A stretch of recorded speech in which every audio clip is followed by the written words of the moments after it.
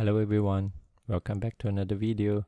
So today we are going to talk about the newest set in Japan, the battle partners, and one of the most expensive card in the era, the Lillie and Clefairy card. At the moment, the raw card is selling at about $550. Card probably take quite a lot of people with surprise. I think it is interesting point to discuss. One of the things that immediately caught my mind is why is this so expensive?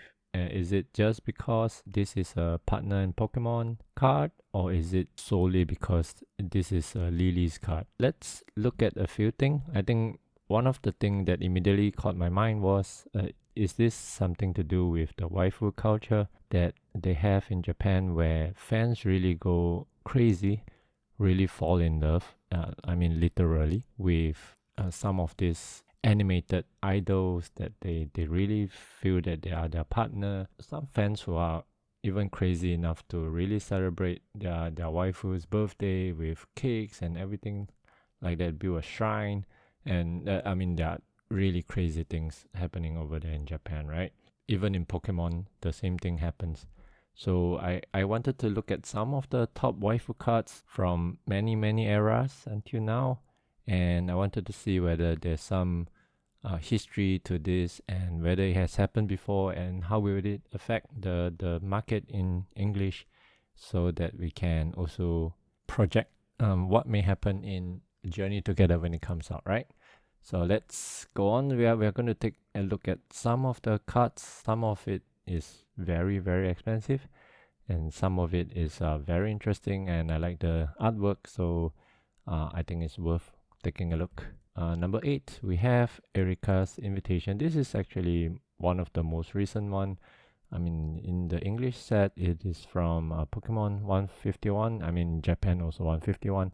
But the interesting thing you can see here is the price difference. This is raw card price. This is yesterday's price, I believe. In Japan, it's 300% more expensive than the card in English. And the next one, we are looking at Cynthia and Caitlin. This is in Cosmic Eclipse, Sun and Moon. So this one is quite a while ago.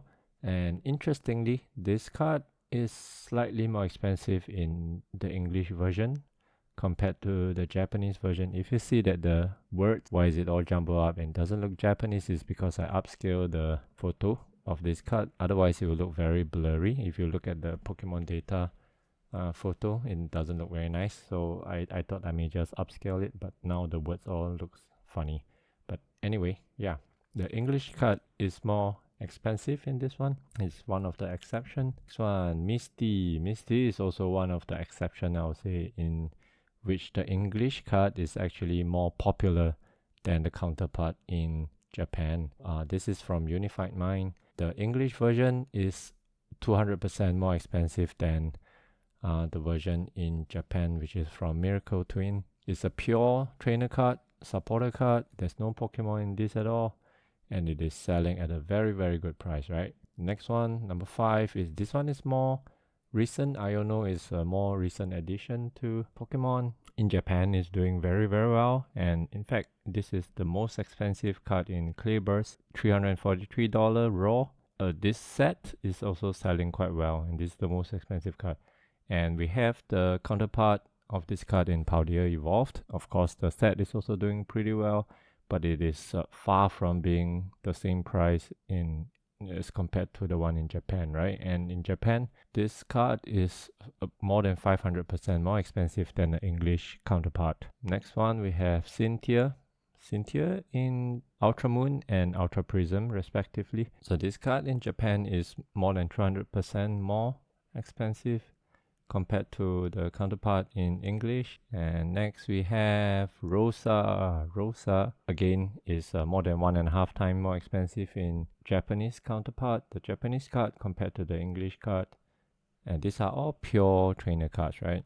Now we are going to the big guns. Lillie. This one is in the Moon set, and Sun and Moon in English, and this one is really quite crazy, because you look at the price in Japan is $1,250, and in English is less than $50, and so it's more than 26 times the price of the English version. So you will be wondering what is going on. Why is there such a big difference, and why don't whoever is collecting the Japanese card, why don't they buy the English version, right? I'm sure they can get the PSA 10 or Pristine 10, whatever version they want, and it is still cheaper than the one in Japan. But you must understand this. I mean, the waifu culture in Japan is really, really strong. When it comes to the cards that they really like, I don't think the price is such a big deal. They will want to get the language that they want, which in this case is Japanese, even though there is an alternative in English or whatever language it is. But I don't think it is what they will want to get. In first place, I think if you are familiar with the waifu cards, you probably would have guessed it is again Lillie, and this time it is in GX Battle Boost. And this card is $3,250. Counterpart in English is from Ultra Prism for Lillie. It's $480. This card in Japanese is very expensive, close to 7 times more expensive than the one in English. I mean, in English it is also expensive, but it is far from the price in Japanese, and this price is really crazy, $3,000. Honestly, did not expect this to be so expensive. I know about this card in Ultra Prism, which is quite pricey, but I honestly am surprised when I saw the price in Japanese. So after looking at this, I was just thinking Lillie and Clefairy in Battle Partners, and it actually has featured before. This one is in Sun and Moon, one of the promos. Same thing, you have Lillie, you have Clefairy, and the price was at the moment is $230, but of course this is quite a while back. It is not the first time they are featured together, and that card did quite well.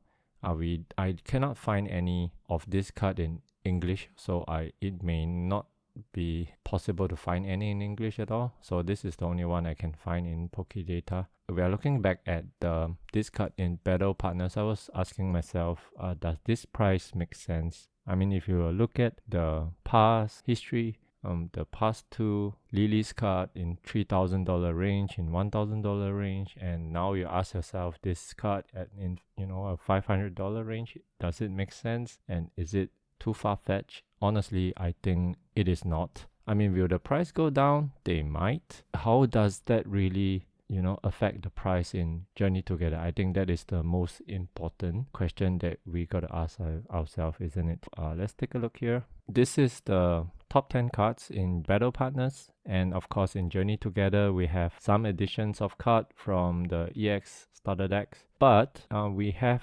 almost exactly the same card in Journey Together. I mean, the most important cards are all there, and what I wanted to highlight here is out of the top 10 cards at the moment from Battle Partners, 5 of them have a female trainer card. So the first two here, you have Lillie with Clefairy, you have Iono and Bellybolt, and again Iono and Bellybolt here on the 4th. This number 8, you have Lillie and Clefairy again, EX version, and here you have Iris Fighting Spirit.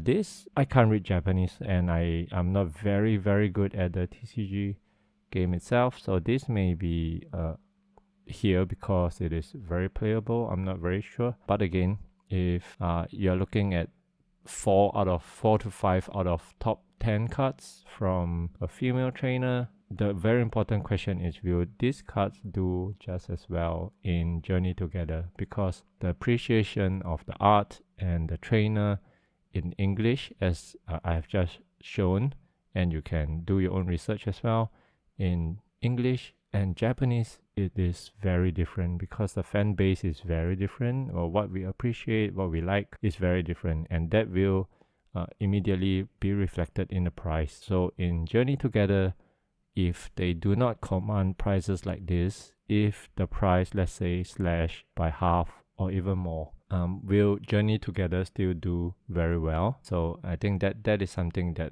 we have to really keep in mind, because there are so many people who are saying that, oh, Journey Together is going to be really good. There are also another camp that says that, oh, it's a very mid set. I mean, if you just look at the artwork, and there are of course more cards than this. There are the Articuno card that I really like as well. I would say that this set is pretty alright, decent at least, and it is a rather small set. There's only 190 cards, 190 something cards. It's not a big set as compared to the more recent set like Surging Spark or things like that. How will this set do? I mean, it is anybody's guess, but I think the more important thing is how will the female trainer cards do, because if they do as well as these cards in Japanese, if they really command prices like this or even better in English, then this set will be excellent.